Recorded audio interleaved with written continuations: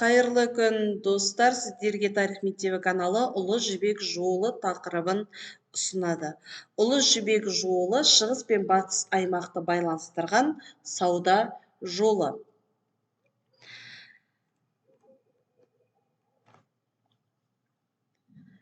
Қытайдың Хуанхэ өзені бойындағы Чаньян қаласынан басталып, Рим қаласынан аяқталған болатын. Біздің заманымызға дейінгі 3-2 мыңжылдықта Шығыс Түркістаннан Иран, Мысыр, Қытай мен Сирияға лазурит және нефрит тасудан басталды. Жалпы бұл идеяны ұзағынан 7000 километрге созылып жатқандықтан оны ұлы деген сөз қосылды. Бұл ұлы деген сөзді 1877 жылы неміс ғалымы фон Рихтхофен ұсынған болатын. Сол 1877 жылдан бастап бұл атаулы жол Ұлы Жібек жолы деп аталады. Біздің заманымыздан бұрынғы 138 жылы Қытай императоры Удидің батыс елдеріне аттандырған елшілігі 13 жылдан кейін қайта оралып, орталық Азияға сапарында саудаға қолайлы Ұлы Жібек жолының негізін қалады. Ал Қазақстан жеріндегі осы Ұлы Жібек жолы Жетісу қақпасы арқылы өтіп, Хуанхэ өзенінен Іле Ыстықкөлде екіге бөлінді. Олардың тармақтары 2 тармаққа бөлінді. Біріншісі Испиджаб, Шаш, Самарқан, Бұқара, Орта Азия болса, екінші жол Испиджаб, Шымкент, Отырар, Батыс Түркістан, Сауран, Сығанақ деп кете берді. Ал осы Сырдарияның төменгі ағысы Батыс Қазақстан арқылы Европаға жол тартты. Жалпы Қытай жібек матаны алғаш өндірген халық. Тіпті патшалар арасында құнды сыйлық ретінде қолданылған болатын. Осы патшалықтағы жібек өндіруді дамытып Қытаймен бәсекеге түскен ел ол Соғды. Соғды тілінде жазылған қолжазба Жапон ғибадатханасында осы уақытқа дейін сақтаулы тұр. Тіпті Жапонияның астанасы Наргада соғдылардың жібек сататын орындары болған. Енді осы Ұлы Жібек жолы бойындағы қалыптасқан 4 патшалыққа келейік. Солтүстіктегі түркі қағанаттары жылқылар патшалығы болды.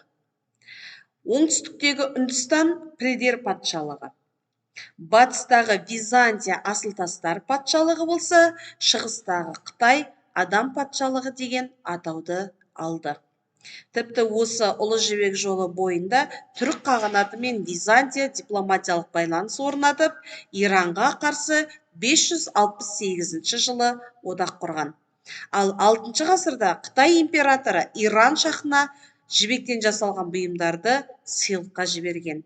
Ал 7 ғасырда бүкіл Еуразия жібек матасы туралы біліп танысқан еді.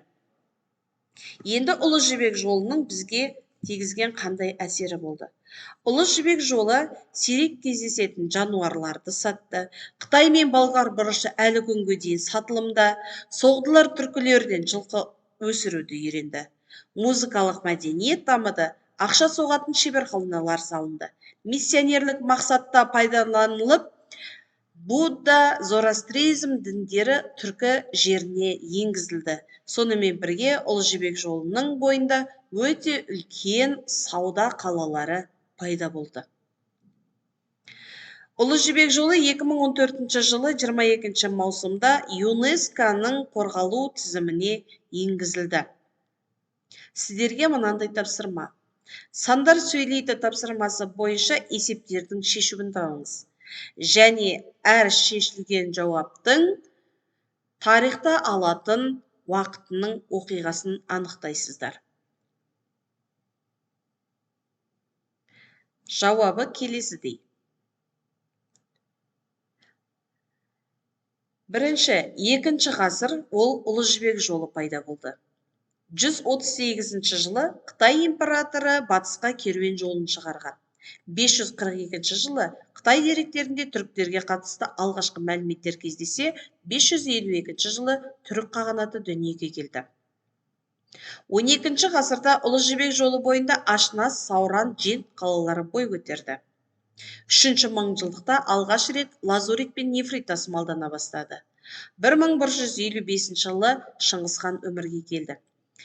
Шыңғысханның өмірге келуі Ұлы Жібек жолы бойындағы саудамен тікелей байланысты, өйткені 12 ғасырда, 13 ғасырдың соңында осы Ұлы Жібек жолының мүлдем құлдырауына әкеп соқтырған Шыңғысханның батысқа жорығы еді.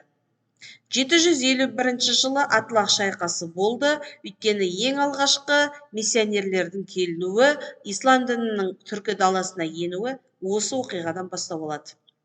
19 ғасырда Ұлы Жібек жолы атауын фон Рихтофен ұсынды. 2700 жылдар бұрын жібек маталар пайда бола бастады. Назарларыңызға рахмет.